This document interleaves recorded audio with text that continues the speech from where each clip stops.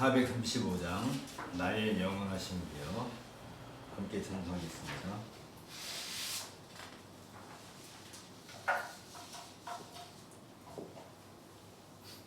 (435장입니다)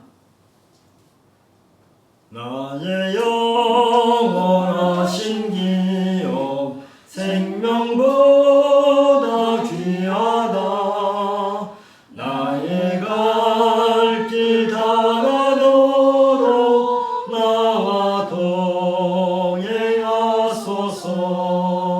주께로 가까이 주께로 가오니 나의 갈 길 다가도록 나와 동행하소서. 세상 불의함이란과 모든 명예 버리고 험한 길을 가는 동안 나와 동행하소서.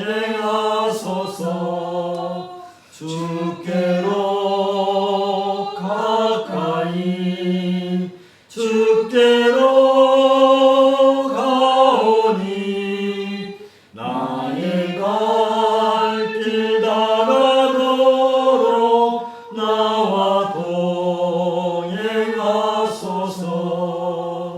어두운 골짜 지나가며 험한 바다 건너서 천국문에 이르도록 나와 동행하소서.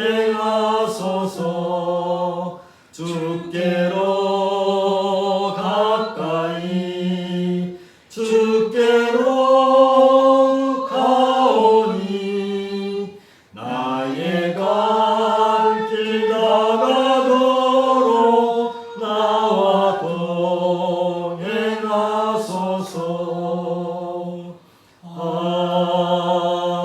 아멘. 지난주날 우리 준혁군과 린 양이 여러분들 축하해 주시는 가운데서 혼인 예식을 잘 마쳤습니다. 많은 사람들이 축하해 주셨고 이제 코로나 덕분에 어버이 마음으로 참석하지 못했던 부모 마음이하고 안타까워도 어쩔 수 없지만 그 대신에 다른 많은 분들 축하해 주셔서 이렇게 혼인식을 잘 마친 것 같습니다. 그리고 그 다음날 29일날은 또 진무 군과 나엘 양의 첫 번째 딸이 탄생을 했고 우리 사르스 교회도 드디어 아기를 가진 이제 어버이 같은 교회가 된 것을 축하합니다. 이 아이는 그냥 한 가정의 아이가 아니고 우리 교회 전부의 자녀로 태어난 거니까 함께 마음을 같이 했으면 좋겠습니다. 다음 주는 우리 최영철 목사님 말씀 전해주시겠고요. 준비 잘 하시고 힘드실 테지만 또 잘 감당해 주시면 고맙겠습니다. 알다시피 코비드19가 이렇게 빨리 끝나지는 않을 것 같은데 이럴 때일수록 우리 믿음 잘 지켜나갔으면 좋겠습니다. 묵상기도하고 예배 시작합니다.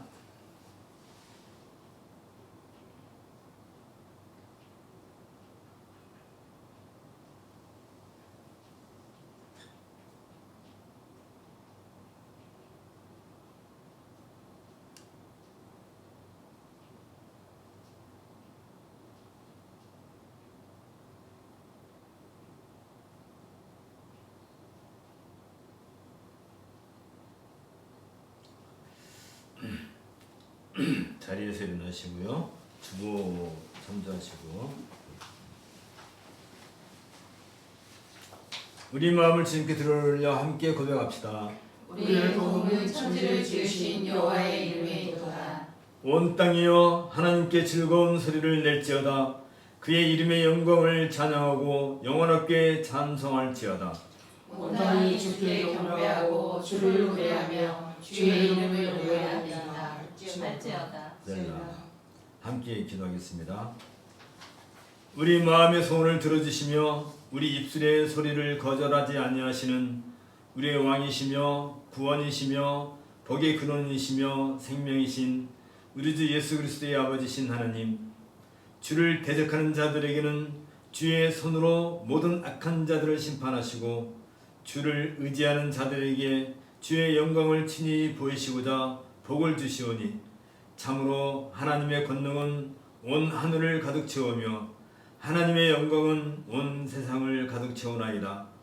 하나님은 유일하게 살아계시고 참되신 한 분 하나님이시며 존재와 완전성에서 무한하시고 가장 순결하신 영이시며 변하지 아니하시며 영원하시며 전능하시고 가장 지혜로우시며 가장 거룩하시고 자유로우시며 자신의 영광을 위해 친히 역사하시는 분이심을 믿나이다.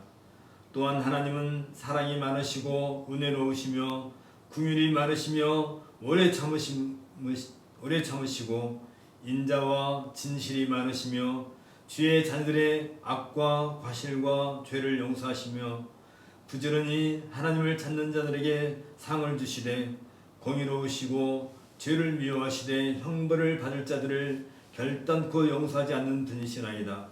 비록 주의 자녀들이 사망의 음침한 골짜기를 건널지라도 해를 두려워하지 않을 것은 주께서 함께 하시되 주의 지팡이와 막대기로 주의 자녀들을 친히 보호하시기 때문이며 이로써 우리는 주님께 감사와 찬송을 올려옵나이다.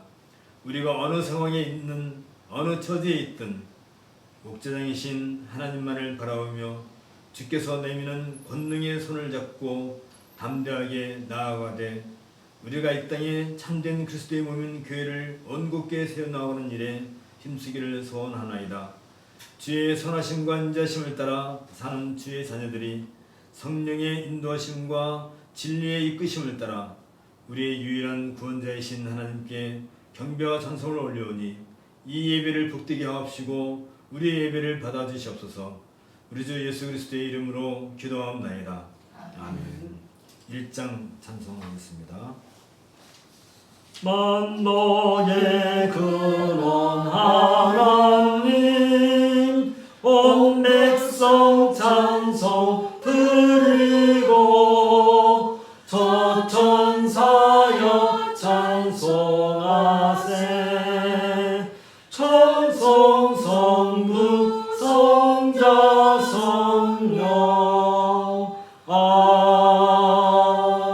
아멘. 자리에 앉으시고요. 고백으로 부른 시편 51편 7절 10절입니다. 웃을주로 나를 정결하게 하소서. 내가 정하리이다. 나의 죄를 씻어주소서. 내가 눈보다 희리이다.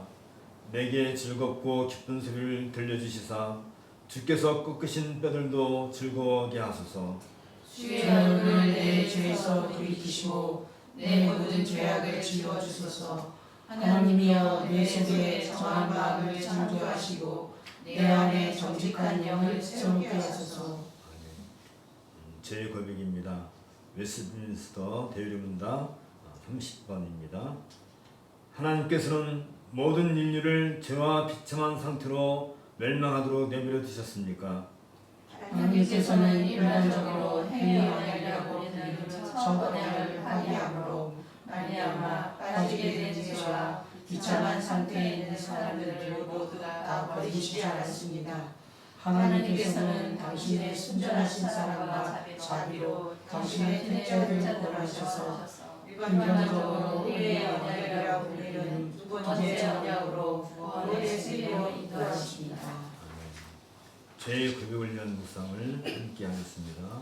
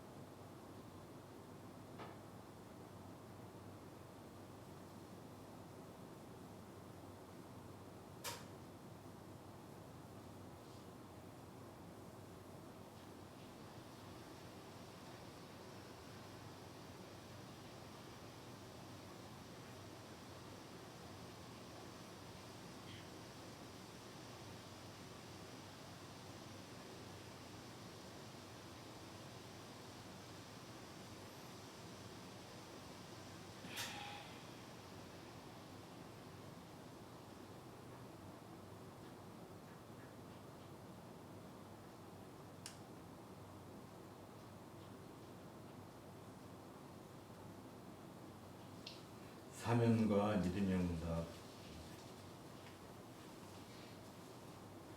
우리는 그리스도 안에서 그의 은혜의 풍성함을 따라 그의 피로 말미암아 속량 곧 죄 사함을 받았느니라.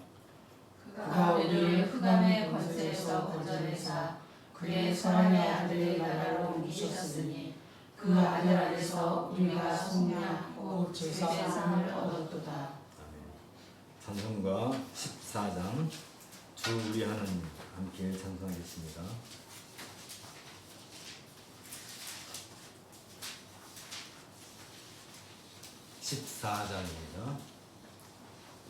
주 우리 하나님 하늘에 계시니 온천하 만민 주 앞에 찬송하네.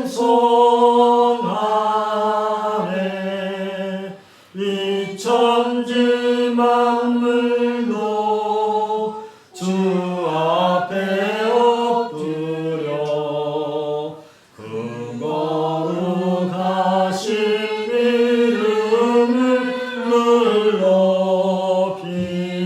높이네.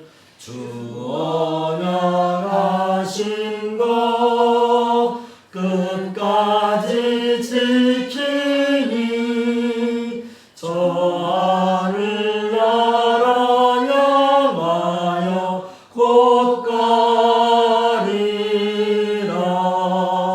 주 얼굴 배울 때 내 마음이 기쁘고 영원히 주의 영광을 찬양하리. 왕의 왕 되신 주 하늘에 계시니 이 세상 죄악 이기신 구주 예수 저 천군 천사를 조용히 하고서 무성도 함께 영원히 늘 섬기네.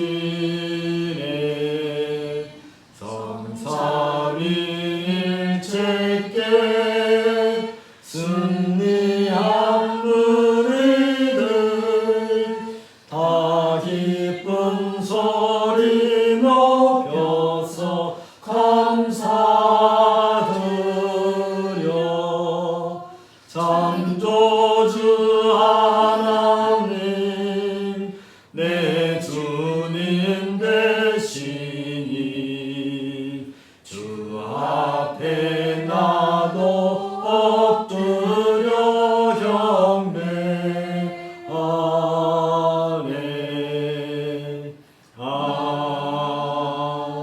아멘. 오늘 성경 낭독은 레위기 16장입니다.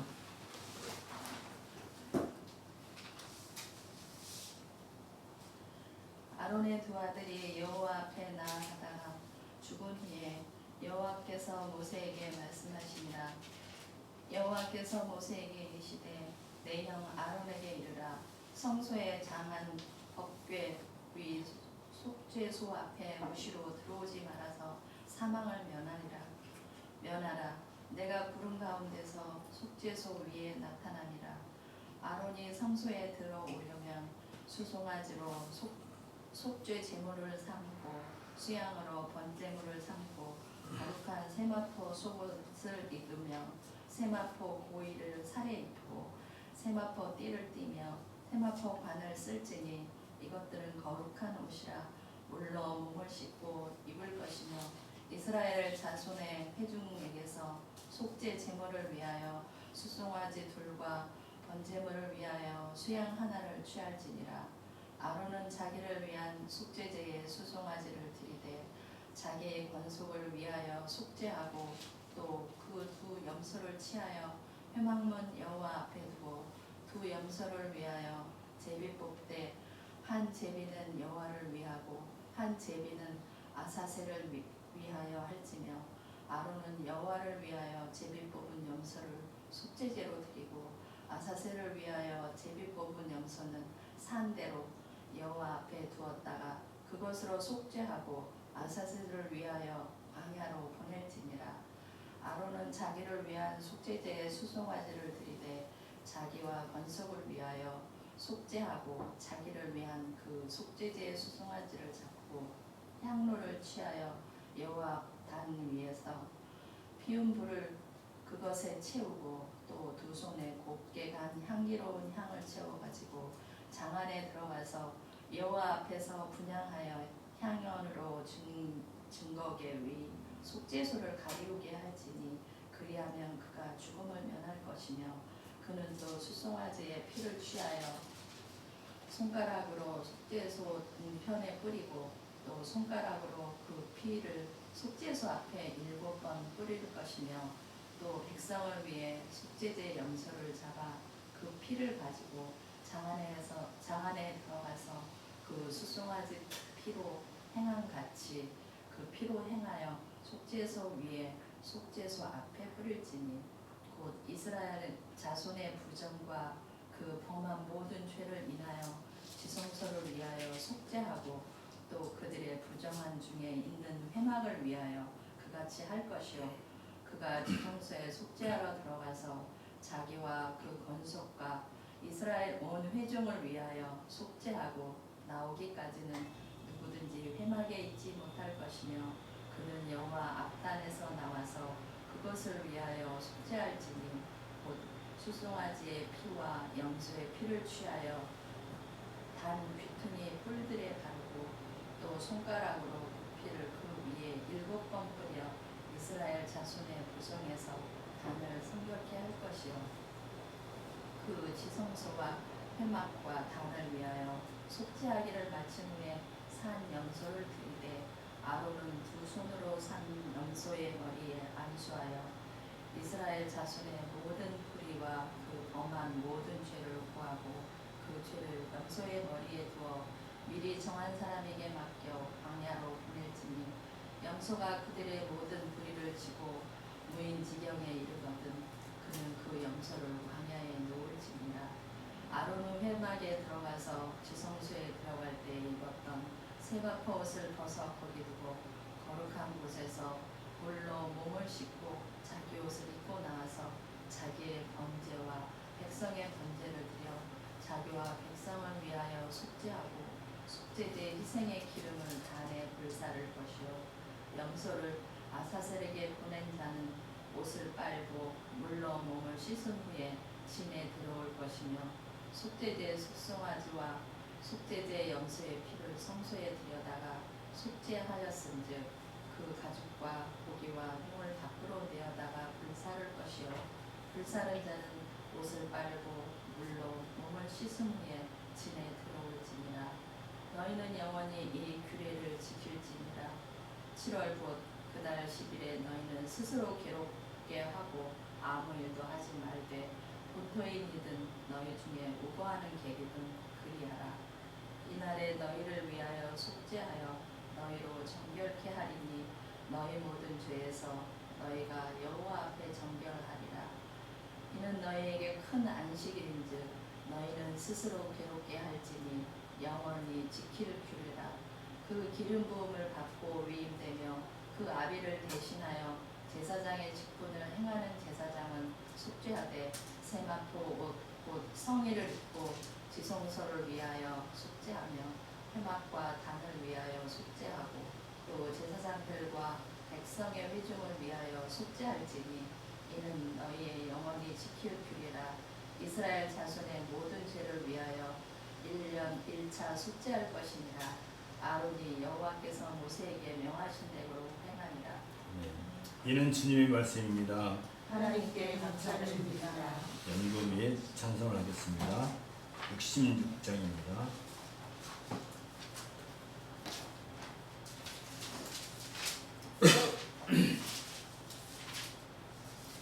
(66장) 다 감사드리되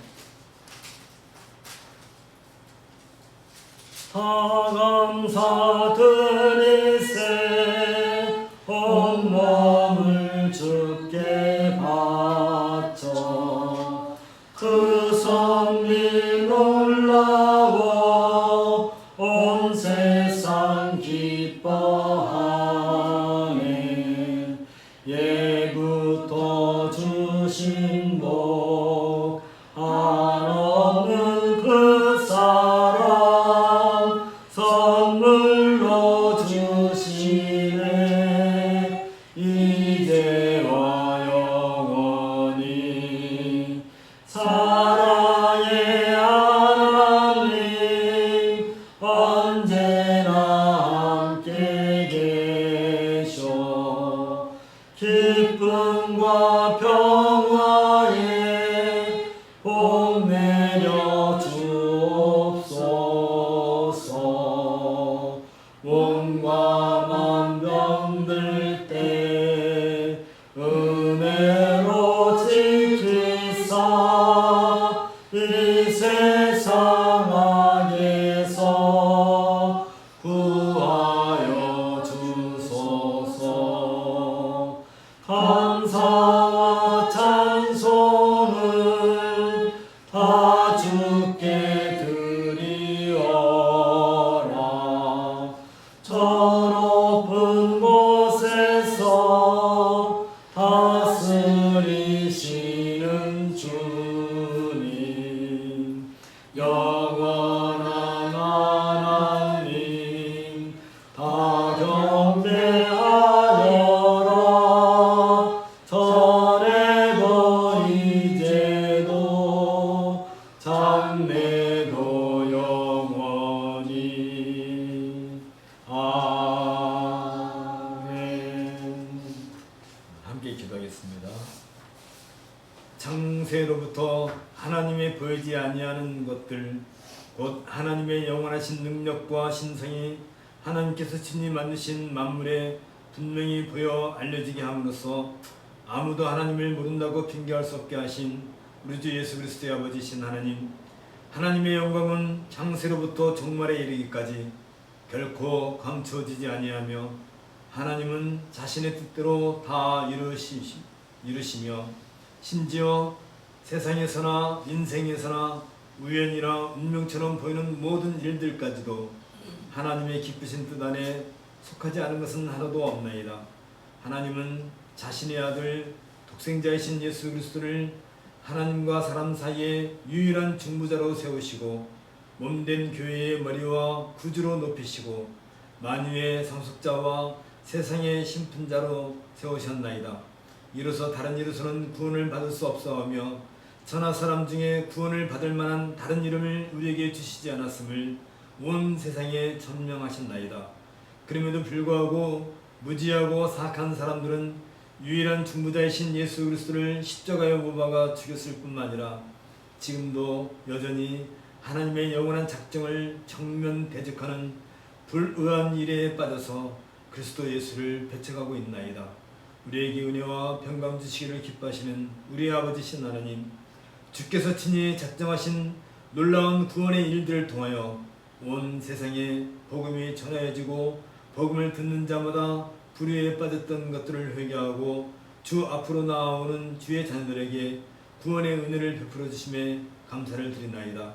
안타깝게도 우리들은 누추하고 어리석고 희롱하는 말을 일삼는 세상 사람들의 관습에 쉽게 따라 살아가려는 못된 버릇이 남아있사오며 빛의 자녀로 살아가고자 할지라도 여전히 어둠의 권세에서 살았던 과거의 경험으로부터 결코 자유롭지 못하여 여전히 옛사람의 속성들이 나타나고 있음을 고백하오니 불쌍히 여겨 주옵소서. 이 모든 것들이 하나님을 바르게 알지 못하고 우리를 위하여 자신을 버리사 향기로운 제물과 희생제물로 바치신 예수 그리스도의 은혜임을 깨닫지 못했던 우매한 몸부터 나왔다는 사실을 고백하나이다. 이처럼 우리 인생이 참으로 비통하고 원통하며 안쓰럽다는 사실에 대하여 지금도 마음을 찢고 무릎을 꿇고서 하나님의 무한하신 사랑을 향하여 간절히 하나님의 은혜를 간청하나이다. 하오니 하나님의 한량없는 은혜로서 이 약한 어둠의 권세로부터 불쌍한 우리들을 구원하여 주시고 주님의 은혜 안에서 날마다 하나님께 감사하는 삶을 살 수 있도록 이끌어 주옵소서. 우리의 주이시며 왕이시며 생명이신 하나님, 우리들은 참으로 어리석고 무가치하며 비열하고 나약한 자들임을 고백하나이다.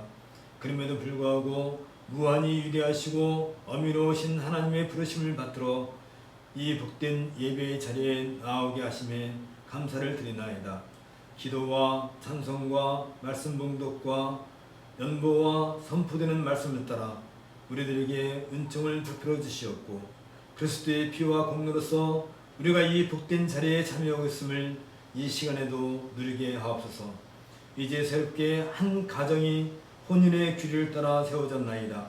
주께서 저들에게 오직 충실함으로 부부간의 의무와 더불어 하나님의 이름을 거룩하게 하고 서로 기도하며 돌보아주고 서로를 사랑과 선한 일에 힘쓰게 하시며 비록 어려운 일이 온다고 할지라도 하나님의 말씀을 따라 생명의 은혜를 상속받을 자로 알고서 부지런히 말씀을 따라 성도의 삶을 살아가도록 은혜와 복을 더하여 주옵소서. 또한 우리 가운데 새 생명을 주심에 감사를 드리나이다. 하나님께서 언약의 자손으로 이 땅에 보내신 새 생명에게 복을 주시고 하나님의 자녀로 살게 하시며 죄사함과 중생과 은혜 언약의 모든 약속들을 누리게 하옵시고 그리스도의 죽으심과 부활을 본받아 그리스도 안에서 이 아이가 일생을 새 생명 가운데서 하나님을 섬기며 주의 교회의 영속과 성장을 위해 교회의 품 안에서 힘써 살아갈 수 있도록 인도하여 주옵소서. 주여 온 땅에 번지고 있는 기근과 병충해와 전쟁과 전염병들로부터 주의 백성들을 보호하여 주시옵고 이러한 현상들을 통하여 모든 나라의 유전자들과 백성들이 자신들의 오만과 불화함을 깨닫게 하옵시며 전적으로 하나님의 통치 안에서만 평화와 위로를 누릴 수 있음을 깨닫고 고백하게 하옵소서. 이 복된 주일에 주 앞에 나오는 모든 백성들에게 은혜와 평강을 주시며 오로지 주님의 영광만을 바라보게 하옵소서. 우리 예배가 온전히 하나님을 기쁘시게 하는 살아있는 예배가 되게 하옵시며 우리 예배를 즐거워하옵소서. 우리 주 예수 그리스도의 이름으로 기도하옵나이다. 아멘. 오늘은 옥중서신 강의 32번째입니다. 에베소서 5장 1절과 1절과 21절을 가지고서 새로운 전제로 지음받은 교회의 속성들이라는 제목으로 함께 말씀을 생각하고자 합니다.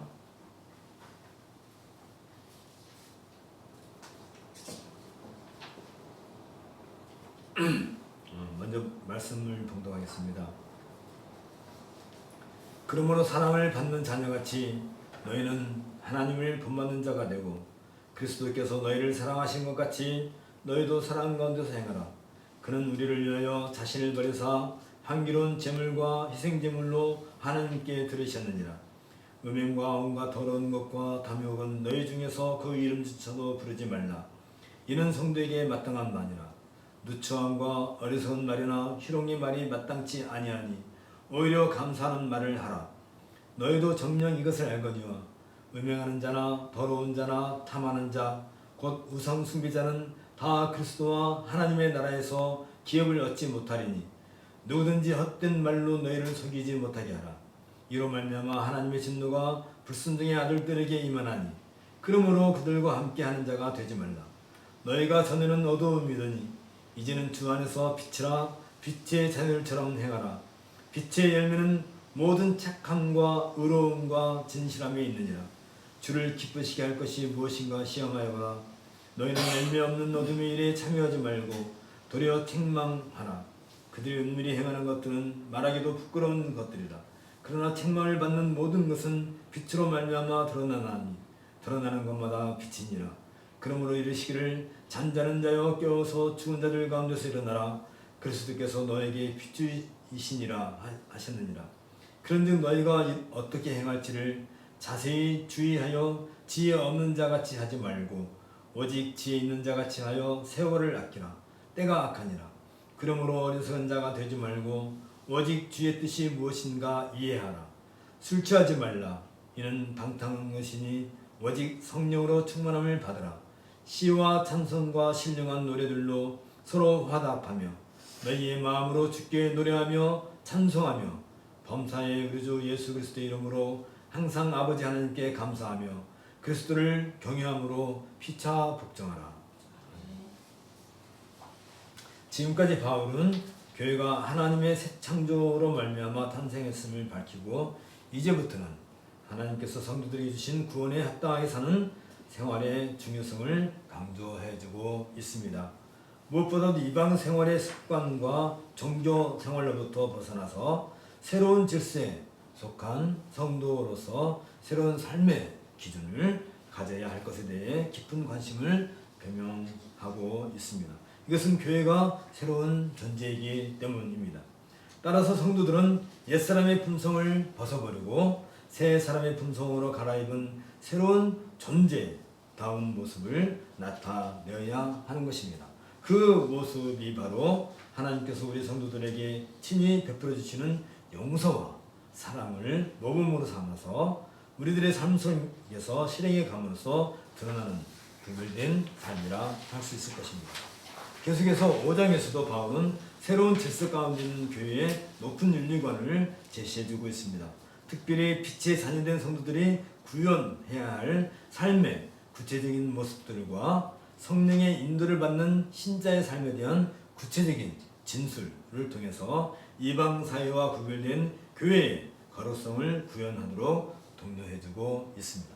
이 교회의 거룩성은 성도들이 살아가는 삶의 현장에서 자신들이 갖춘 높은 윤리관에 비춰고 있어야 한다는 점에서 기독교가 타 종교와 차별됨을 우리는 알 수 있습니다. 먼저 이 교회의 속성으로서는 사랑으로 대표되는 것을 바울은 우리에게 보여주고 있습니다. 하나님께서 그리스도 안에서 용서하신 것처럼 성도들이 서로 용서하는 것은 하나님을 본받는 행동이라고 할 것입니다. 이처럼 성도들은 하나님의 행동이 그들의 삶의 형태가 되도록 만들어야 하는 것입니다. 이에 바울은 여기 1절에서 그러므로 사랑을 입은 자녀같이 너희는 하나님을 본받는 자가 되라고 권면하고 있습니다. 이처럼 성도들이 하나님의 사랑을 모방함으로써 사랑이 구현되는 그곳에 하나님의 임재를 경험하게 되는 것입니다. 성도들은 하나님의 가족으로 입양되었기 때문에 각자 자기 자신이 하나님의 가족을 닮아 있다는 사실을 보여주어야 하는 것입니다. 하나님의 사랑을 입은 자녀가 자신을 사랑하는 아버지를 닮고 싶어하지 않는다는 것은 모순입니다. 바울이 그들을 하나님의 사랑을 입은 자녀로 묘사하고 있는 것도 그들이 하나님을 본받아야 하는 요구가 그 사랑 위에 기초 있음을 밝히기 위함입니다. 하나님을 본받는다는 것은 인자와 용서를 보여주는 것으로 나타나기 마련입니다. 이것은 새롭게 맺어진 하나님과의 관계가 성도들이 하나님을 본받는 것을 필요로 하고 있으며 아울러 그러한 관계는 하나님이 그리스도 안에서 행하신 구원의 행동에 기초되어 있음을 보여주고 있습니다. 이에 바울은 여기 2절에서 그리스도께서 너희를 사랑하신 것 같이 너희도 사랑 가운데서 행하라. 그는 우리를 위하여 자신을 버리사 향기로운 제물과 생축으로 하나님께 드리셨느니라 라고 말하고 있습니다. 여기에서 바울은 하나님의 용서의 행위에 의해 그리고 그리스도 안에서 하나님의 행위의 본질인 특징인 그분의 사랑에 의해 성도들이 하나님을 본받아야 한다는 당연성을 제시하고 있습니다. 이때 그리스도의 사랑, 즉 자신을 절제하게 낮추시고 버리신 그리스도는 성도들이 하나님을 본받는 동기로 적용하고 있습니다.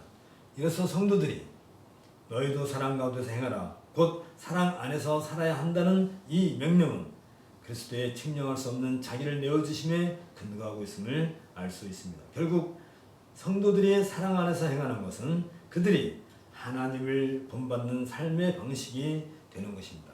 그리고 사랑으로 대변되는 자기 희생은 무엇보다도 교회 공동체 안에서 조화를 촉진시키는 특성이기도 한 것입니다. 이것은 바울의 기독교 공동체의 유익을 염두에 두고 있음을 반영하고 있습니다. 이러한 삶의 원리를 가르쳐 바울은 사랑 가운데서 행하라고 규정하고 있는 것입니다. 이 말은 사랑의 삶을 살라는 의미로 다른 모든 권면을 대신해주고 있습니다. 이 사랑이 하나님을 본받는 것으로부터 시작되어야 한다는 것은 기독교의 윤리적 사고가 하나님 중심적이어야 함을 의미하고 있습니다. 그러므로 성도들이 하나님을 본받는 것은 결국 그리스도의 희생적 사랑 안에서 그리스도를 본받는 것과 같습니다. 이런 점에서 바울은 교회의 성도들과 현격하게 다른 삶을 살아가고 있는 외인들을 극적으로 비교함으로써 하나님을 본받는 사람의 성품과 관련해서 여기 3절과 4절에서는 전혀 다른 삶의 모습을 보여주고 있습니다. 곧 음행과 온갖 더러운 것과 탐욕은 너희 중에서 그 이름이라도 부르지 말라. 이는 성도의 마땅한 말이라. 누추함과 어리석은 말이나 희롱의 말이 마땅치 아니하니 돌이켜 감사하는 말을 하라 라고 바울은 말해주고 있습니다. 그 당시 이교도들의 우상숭배는 성적인 타락과 밀접하게 관련되어 있었습니다. 때문에 성적 타락은 주로 이교도들의 특성으로 분류되었던 것입니다.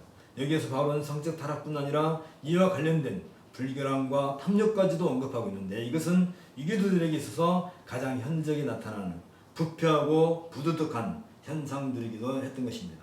이런 현상들을 예로 들어서 바울은 교회가 철두철미하게 유교도들의 관습으로부터 분리되어야 할 것을 우리에게 요구하고 있는 것입니다.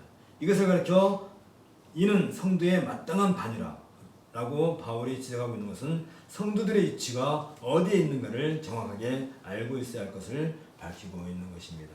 성도들이라는 말은 하나님께서 자기의 소유로 택하신 구별된 백성을 일컫는 단어입니다. 따라서 성도들은 하나님을 위해 구별되어 있으며 성령의 능력에 의해서 하나님께 드려진 존재들인 것입니다. 나아가서 바울은 언어 생활에서조차 이교도들과 구별될 것을 요구하고 있습니다. 여기 4절에 있는 것처럼 누추함과 어리석은 말이나 희롱의 말이 마땅치 아니하니 오히려 감사하는 말을 하라는 이 권면을 통해서 바울은 성도들에게 누추함과 어리석은 말이나 희롱의 말까지도 구별해 낼 것을 요구하고 있습니다. 누추함이란 단어는 경건한 사람의 절저와 더불어서 더 이상 함께할 수 없거나 어울리지 않는 그 모든 것을 포함시키고 있습니다. 어리석은 말은 적당하지 않고 목적이 없으며 열매 없는 대화 또는 무지에서 나오는 모든 불경건한 대화를 가리키고 있습니다. 그리고 희롱하는 말이란 마치 겉으로는 재치 있는 것처럼 위트 있는 것처럼 보이지만 그 안에는 타인을 비꼬거나 인격을 비하시키는 악의가 담겨 있는 것을 가리킨다고 칼빈은 우리에게 말해주고 있습니다. 이런 것들은 모두 이교도들의 생활 습관에 그 배경을 두고 있습니다. 반면에 성도들은 이러한 습관들로부터 자신을 분리해 내야 하는 것입니다. 오히려 성도들은 하나님의 선택된 백성으로서 언어의 본질적인 특성을 발휘해야 하는 것입니다. 그것이 바로 감사하는 말인 것입니다. 이교도들의 관습에 젖어 있는 부도덕으로 특징되는 행위들이나 언어들은 순전히 자기 중심적인 특성을 갖고 있습니다. 하지만 감사는 창조주의 그의 선하심에 대한 인식을 구체적으로 나타낸다는 점에서 극명한 차이가 발견된 것입니다. 여기에는 인간이 추구하는 궁극적인 대상이 하나님인가 아니면 육적인 만족과 같은 인간의 욕망인가에 대한 근본적인 문제가 담겨 있습니다. 결국 창조주이며 생명의 구속자이시며 만물의 궁극적인 근원이신 하나님에 대한 믿음의 본질은 감사로 이어지게 되는 것입니다. 그리고 이 감사는 그리스도 안에서 하나님의 은혜를 경험한 성도들에게 있어서 매우 적절한 응답이 될 것입니다. 때문에 바울은 여기 5절부터 7절에 이르기를 너희도 이것을 정령히 알거니와 음행하는 자나 더러운 자나 탐하는 자 곧 우상숭배자는 다 그리스도와 하나님 나라에서 기업을 얻지 못하리니 누구든지 헛된 말로 너희를 속이지 못하게 하라. 이를 인하여 하나님의 진노가 불순종의 아들들에게 임하나니 그러므로 저희와 함께 참여하는 자 되지 말라 라고 우리에게 경계시키고 있습니다. 성적 부패와 같이 탐욕적인 이교도들을 우상 숭배자와 같은 부류로 간주하는 이유는 창조주 하나님을 삶의 중심으로 인식하지 않고 하나님 대신에 자기 자신의 욕망을 채우기 위한 사고방식을 제일로 여기기 때문인 것입니다. 이런 행위들은 그 특성상 불순종의 아들들이 행하는 행동이며 이런 사람들은 그리스도와 하나님의 통치를 받지 못하는 사람들이라는 점에서 이들은 하나님 나라의 전적으로 적대적인 영역에 속한 존재들인 것입니다. 두 번째, 교회의 속성은 빛으로 대표되는 것입니다. 성도들은 새로운 존재 목적을 위해 부르심을 받았다는 사실을 항상 명심하고 있어야 합니다.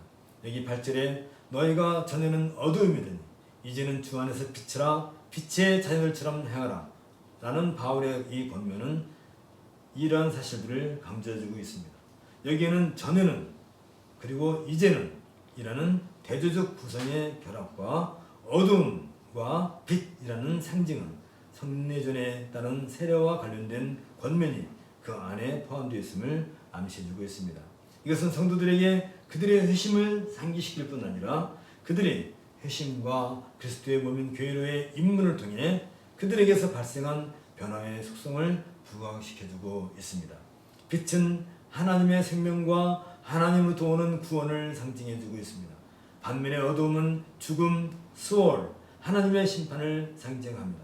이런 점에서 빛과 어둠은 하나님과의 관계에서 인생의 두 갈래 길을 묘사한다고 할 수 있을 것입니다. 바울은 이 극단적인 대조를 통해서 어두움은 무지와 부도덕을, 빛은 진리와 지식, 그리고 거룩을 상징하는 것으로 적용시키고 있습니다.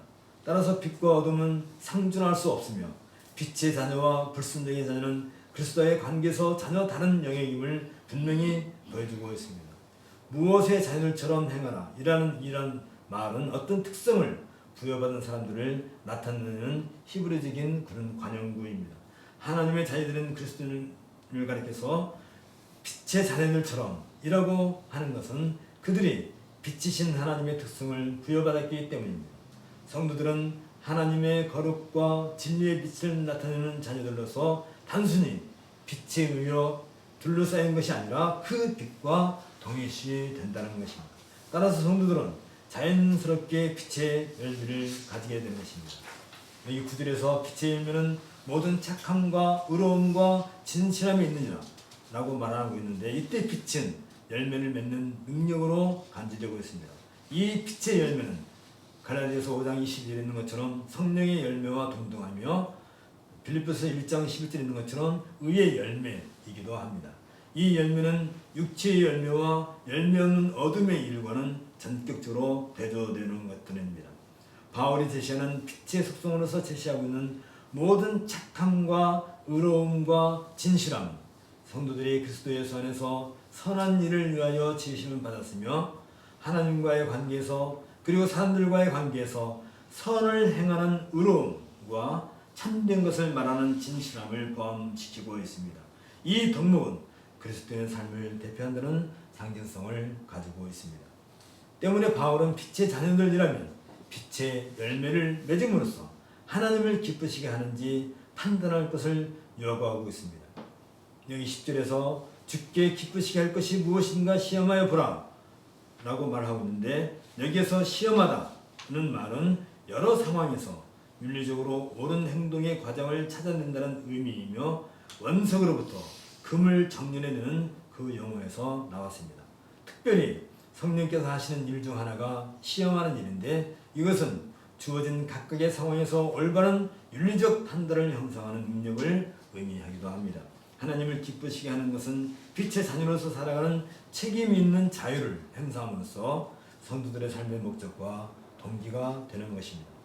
빛의 자녀로 산다는 것은 빛의 열매를 맺는 것뿐만 아니라 빛과 어둠이 양립할 수 없는 것처럼 열매 없는 어두움의 일, 즉 공허하고 방향도 없으며 무익한 음행과 온갖 더러운 것과 탐욕을 거부하는 것입니다. 이러한 악한 일에 대해 바울은 적극적으로 대처할 것을 요구하고 있습니다. 여기 11절 12절에 있는 것처럼 너희는 열매 없는 어둠의 일에 참여하지 말고 도리어 책망하라. 저희의 은밀히 행하는 것들은 말하기도 부끄러움이라 라고 말하고 있는데, 성도들에게 있어서 거룩함과 죄 사이의 중립 영역은 없습니다. 빛의 영역에 속하거나 아니면 어둠의 영역에 속하는 일이거나 그 둘 중 하나일 뿐입니다. 따라서 빛의 아버지께 충성을 다하는 신자는 헛되고 열매가 없는 전적으로 절망적인 어둠의 일에 참여해서는 안 되는 것입니다. 오히려 열매 없는 어둠의 일을 책망함으로써 빛의 자녀로서 그 거룩한 속성을 적극적으로 발휘해야 하는 것입니다. 여기에서 책망한다는 말은 유죄를 증명하다 또는 징계하다 또는 드러내다는 그런 의미를 가지고 있습니다. 성도들은 빛의 자녀로 살아가는 모습을 통해서 악한 행위들과 진적으로 다른 삶을 보여줌으로써 성령께서 죄에 대해 책망하시는 불신 세계의 유죄를 증거하게 되는 것입니다. 착함과 의로움과 진실됨에 근거한 성도들의 삶에 의하여 빛 가운데 행하는 일과 어두움 가운데 행하는 일 사이에 얼마나 큰 차이가 있는가를 드러내는 일이야말로 불순종의 아들들을 책망하는 것과 같습니다. 이렇게 함으로써 마치 어두움에 빛을 비침으로써 그 안에 숨겨진 것들이 나타나는 것처럼 빛의 자녀로서 행하는 일들을 통해서 불순종의 아들들이 행한 은밀한 일들을 밝히 드러내게 되는 것입니다. 이때 빛은 소극적으로 악을 드러내는 일을 하지만 결정적으로는 선을 밝게 비춤으로써 사람들을 어두운 가운데서 빛 가운데로 이끌어주는 역할을 하게 되는 것입니다. 빛의 자녀들이 그들의 삶을 통해서 불순종의 아들들이 행하는 어둠의 행위를 드러낸다는 것은 궁극적으로 불순종의 아들들을 그 어둠의 영역으로부터 빛의 영역으로 전향시키는 효과를 가져올 것입니다. 이것은 너희가 전에는 어둠이더니 이제는 주 안에서 빛이라 빛의 자녀들처럼 행하라는 말씀처럼 이미 성도들 자신에게서 나타난 경험으로 증명될 것입니다. 빛을 비춘다는 것은 어둠을 빛으로 변하게 한다는 가능성을 전제하고 있습니다. 이런 점에서 13절에서 말하는 것처럼 그러나 책망을 받는 모든 것이 빛으로 나타나지는 것마다 빛이니라는 이 바울의 말은 불순종의 아들들로 하여금 다시 말하면 과거에 우리가 그랬던 것처럼 자신의 죄와 불행이 얼마나 비참한가를 깨닫게 함으로써 절망적인 인생의 근본적인 변화를 필요로 한다는 사실을 깨닫게 한다는 것을 가르치고 있습니다. 이것이 빛이 가지고 있는 창조적인 속성인 것입니다. 이 빛의 창조적 속성에 대해 바울은 여기 14절에서 그러므로 이르시기를 잠자는 자여 깨어서 죽은 자들 가운데서 일어나라. 그리스도께서 내게 빛이시리라 하시느니라 라고 말하고 있습니다. 이 구절은 이사야가 여호와의 종에 의해 이루어질 시온의 회복을 예언했던 이사야 26장 19절에 있는 것처럼 주의 죽은 자들은 살아나고 그들의 시체들은 이런 날이다 라고 했던 그 예언과 그리고 60장 1절에 있는 것처럼 일어나라 빛을 발하라 이는 내 빛이 이르렀고 여호와의 영광이 내 위에 임하였습니다 라고 선포한 내용을 기억하게 합니다. 여기에서 그러므로 이르시기를 이라는 이 문구는 신적 기원과 권위를 강조하고 있으며 동시에 이 단락의 핵심 주제인 여기 에베소 5장 8절에 있는 것처럼 너희가 전에는 어둠이더니 이제는 주 안에서 빛이라 빛의 자녀처럼 행하라는 구절과 연관되어 있습니다. 따라서 잠자는 자여 깨어서 죽은 자들 가운데서 일어나라는 이 구절은 8절과 마찬가지로 세례의식과 직접적인 관계를 가지게 됩니다.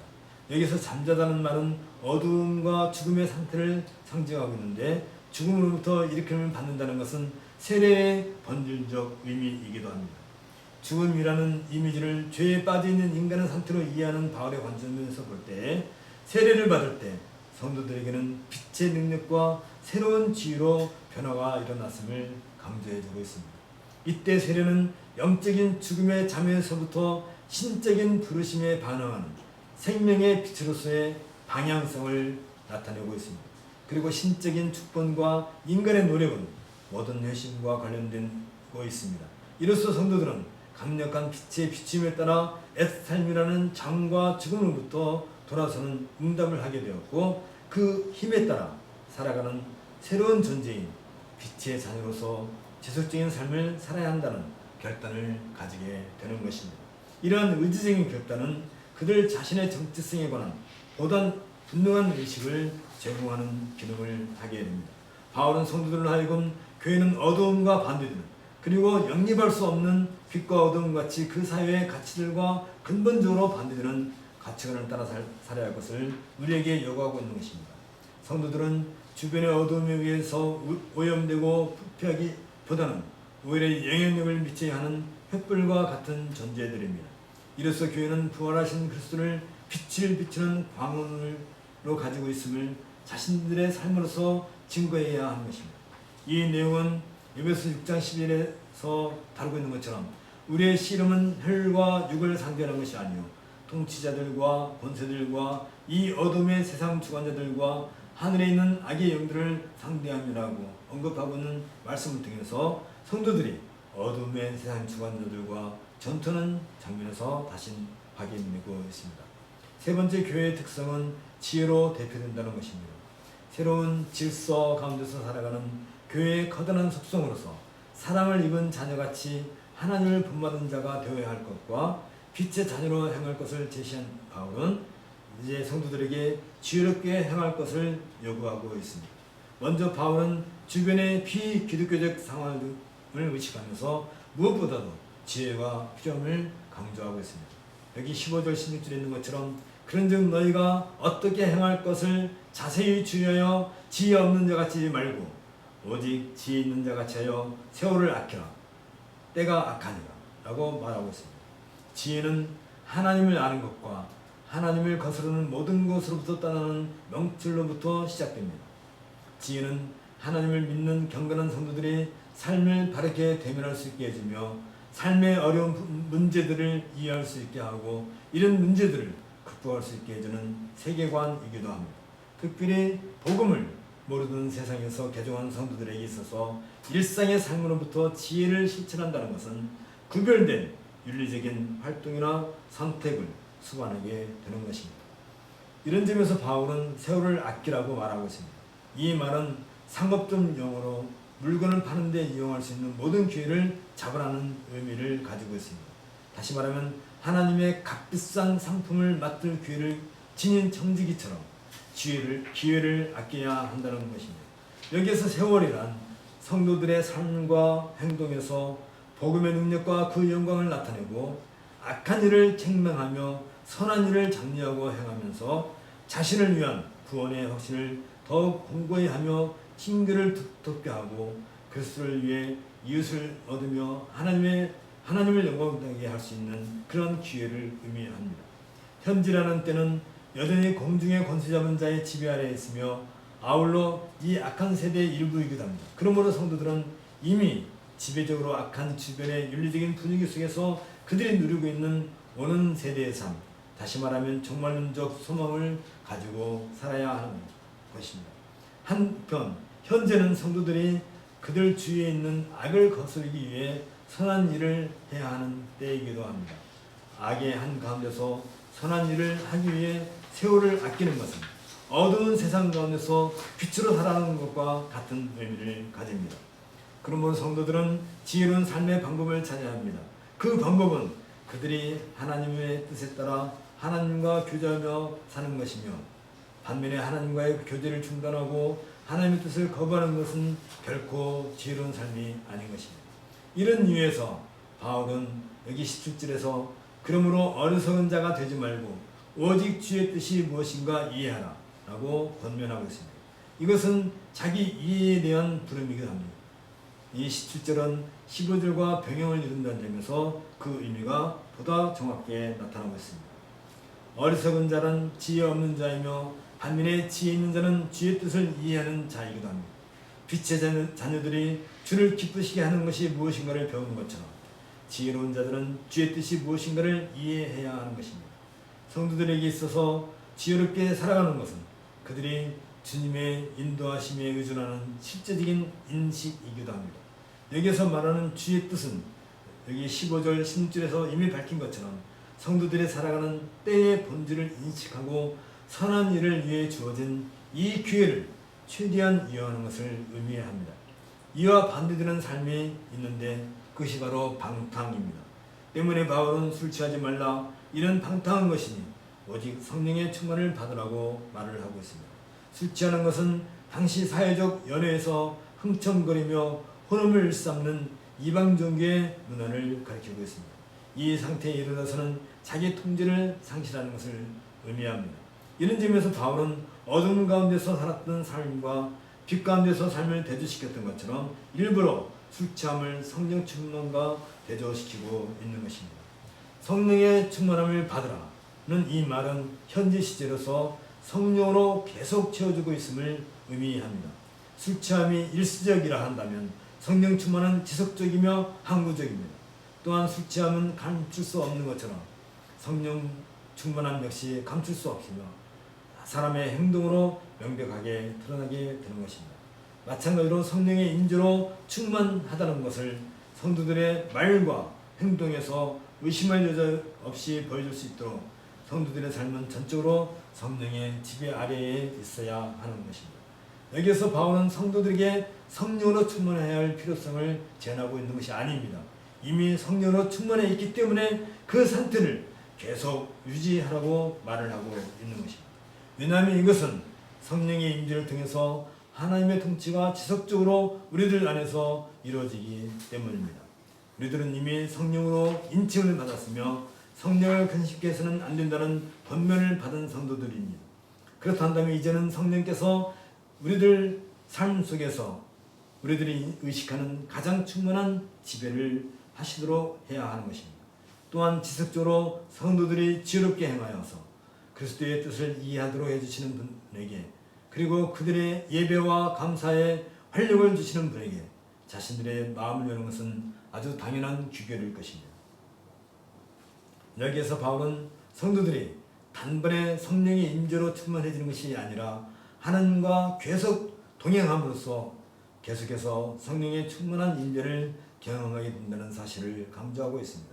이처럼 지속적인 성령의 충만함을 경험하고 있는 성도들이 나타나는 삶을 가르쳐서 바울은 여기 19절 20절에서 시와 찬미와 신령한 노래들로 서로 화답하며 너희의 마음으로 주께 노래하며 찬송하며 범사의 우리 주 예수 그리스도의 이름으로 항상 아버지 하나님께 감사하며 그리스도를 경외함으로 피차 복종하라고 밝히고 있습니다.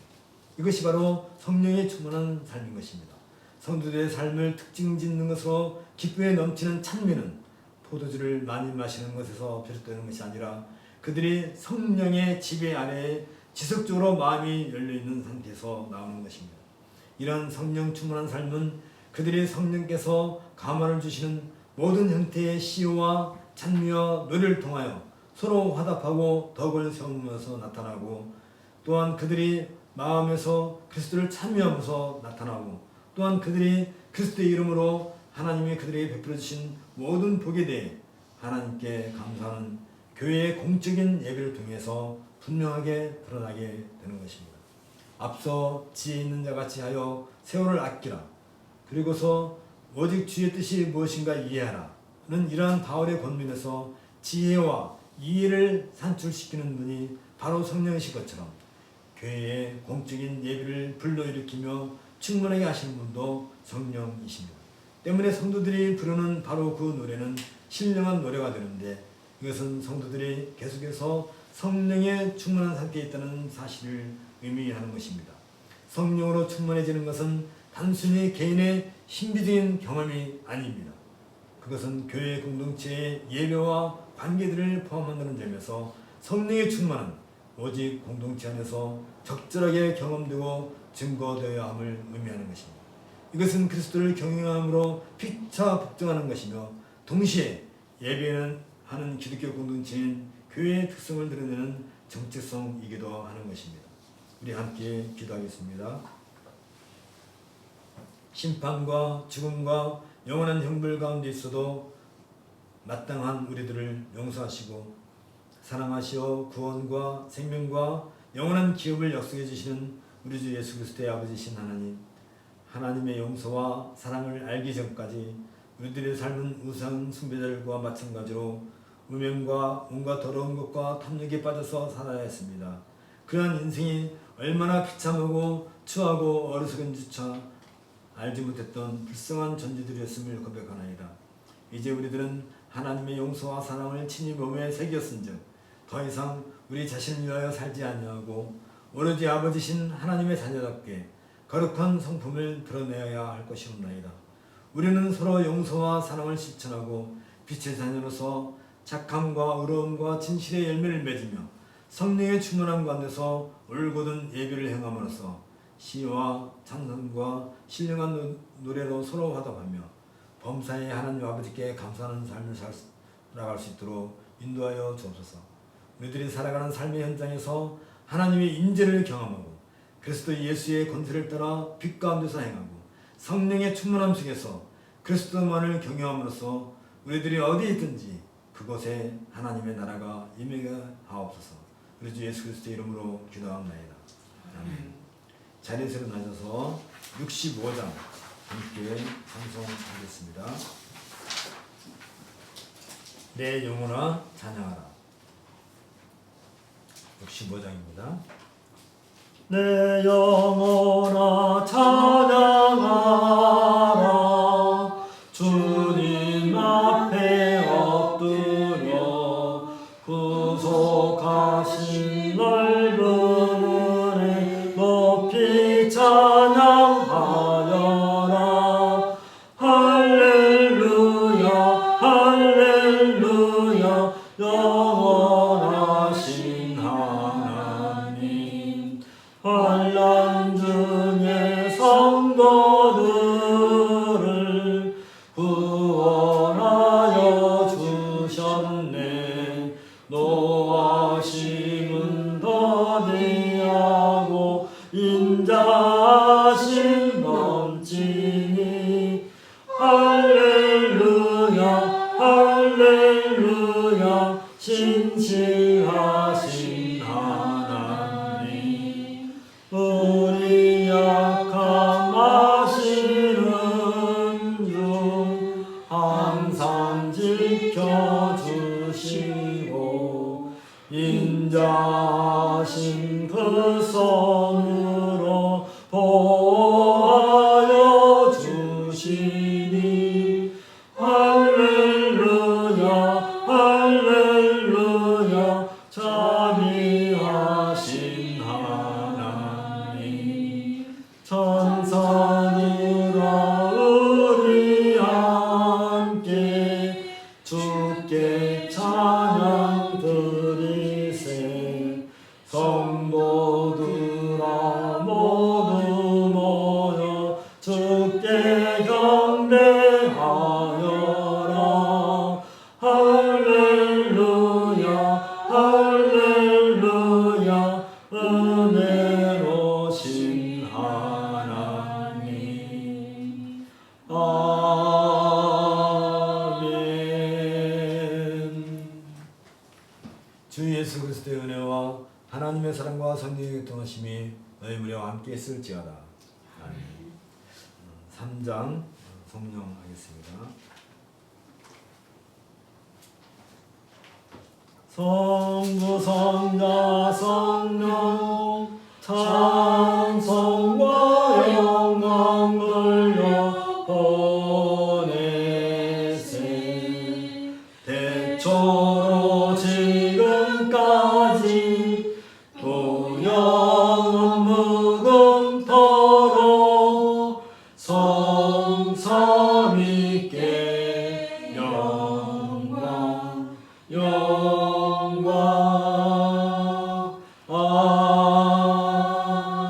아멘. 묵상 기도하고 마칩니다.